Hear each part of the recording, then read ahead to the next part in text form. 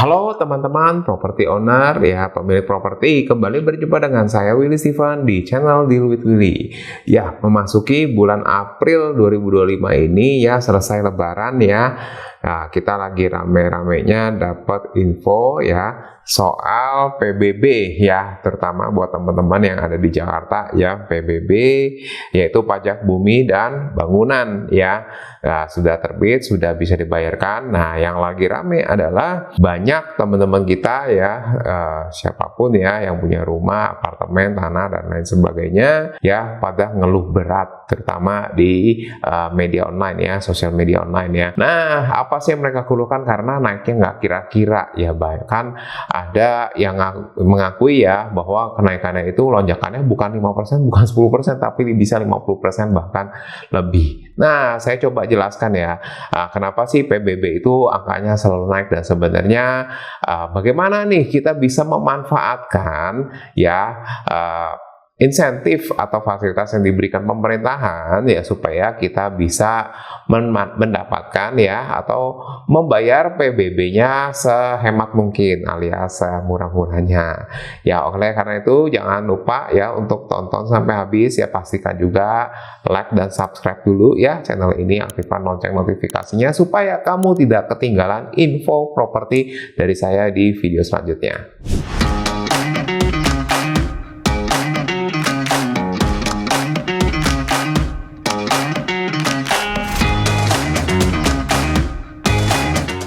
Ya, baik. Jadi kalau kita berbicara soal PBB di Jakarta ya, kita harus berhitung dari NJOP ya, dan kemudian nilai jual kena pajaknya atau yang dikenal dengan NJKP. Ya, kita mulai dari NJOP dulu. Nah, NJOP ini sebenarnya apa sih gitu kan?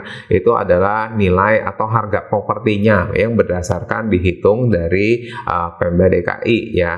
Ya, apa saja yang menentukan faktor dari nilai NJOP itu? Ya, banyak faktor, tapi sesimpelnya adalah ya dari lokasinya tersebut ya, lokasi dari propertinya, rumahnya gitu ya.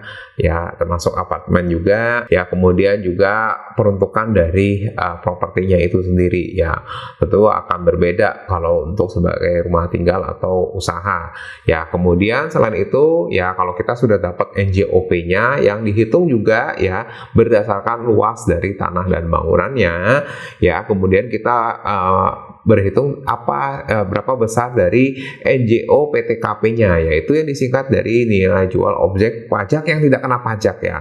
Nah, besaran itu ya terakhir ya, berdasarkan sumber terakhir itu adalah besarannya 60 juta rupiah. Jadi nanti NJOP-nya itu dikurangin dengan namanya NJO PTKP, itu namanya NJKP ya, nilai jual kena pajak. Nah, dari NJKP inilah ya, itu baru ada namanya persentase NJKP untuk menghitung dari PBB-nya. Nah, NJKP-nya itu persentasenya itu bervariasi. Ada yang paling rendah 20%, ada yang paling tinggi 100%. Nah, ini memang yang menentukan tentu saja dari ya Pemda DKI ya melalui Bapenda. Nah, kemudian jadi kalau ada pertanyaan lagi nih, ya kenapa PBB saya bisa naik banyak ya kan? Naiknya signifikan dari tahun-tahun sebelumnya. Ya, itu tentu aja bisa jadi karena kenaikan dari persentase NJKP-nya yang berubah.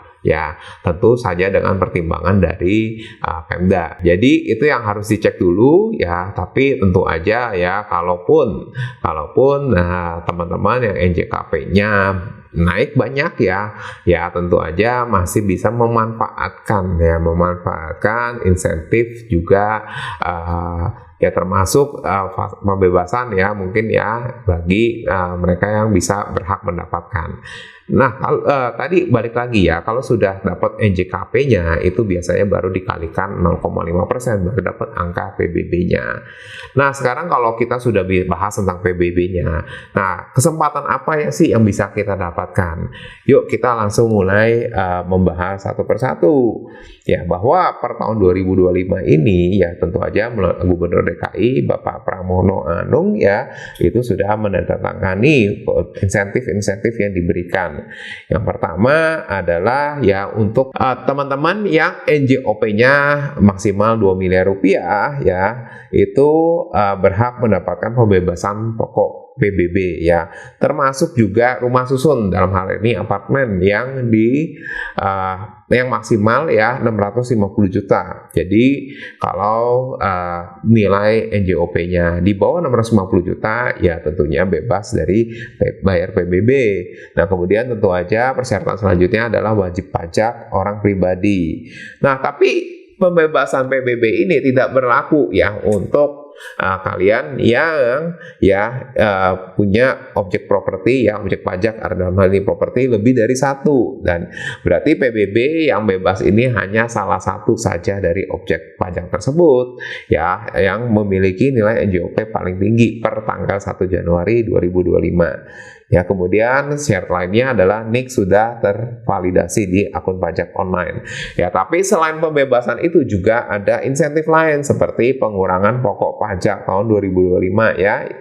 Kemudian ya, yaitu teman-teman yang ya PBB tahun 2024-nya itu adalah besarnya 0 rupiah, ya tahun 2025 ini cukup bayar setengahnya alias 50%. Nah, selain itu ada lagi ya insentif pengurangannya bagi teman-teman yang PBB-nya di tahun 2024 ya itu membayar tidak nol, artinya ya itu maksimal kenaikannya hanya 50%. Jadi contoh kalau misalnya PBB-nya pembayarannya itu misalkan 1 juta rupiah ya di tahun 2024, maka maksimal di tahun 2025 itu hanya 1.500.000, tidak akan bisa melebihi ya. Jadi kalau kasarnya setelah tadi perhitungan NJOP dan lain sebagainya ternyata hasilnya misalnya 1,9 ya, berarti tetap dibayarnya cukup 1,5. Oke, lanjut lagi. Nah, ada juga keringanan untuk pembayaran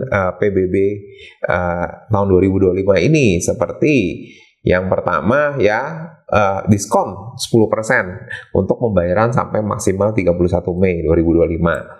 Ya, kemudian kalau sudah lewat dari 31 Mei ya mulai 1 Juni sampai 31 Juli itu diskonnya jadi 7,5%.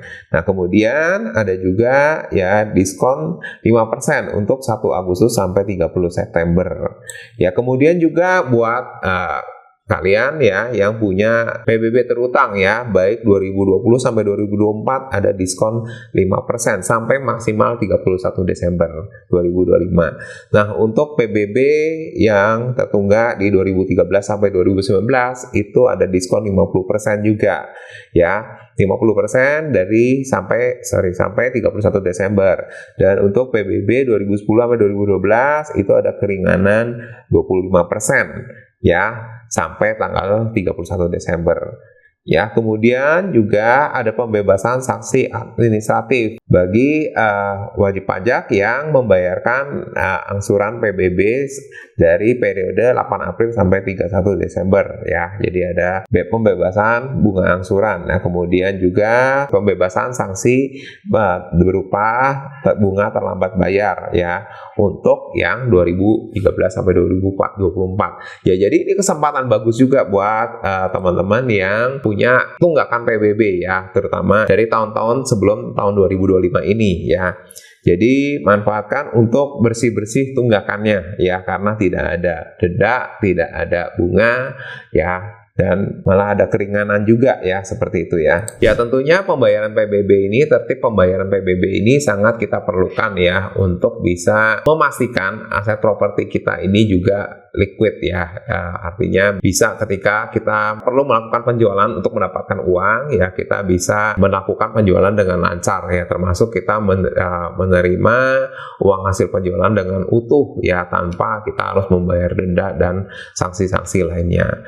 Ya, bagi teman-teman yang ingin berdiskusi tentang properti, kalian bisa klik link di bawah ini untuk bisa menjangkau saya. Juga bagi kalian yang ingin mendapatkan strategi untuk investasi properti ya, atau juga mencari properti yang tepat untuk hunian idaman, kalian bisa jangkau saya dengan klik link di bawah ini. Ya, sekian sharing dari saya pada kesempatan kali ini.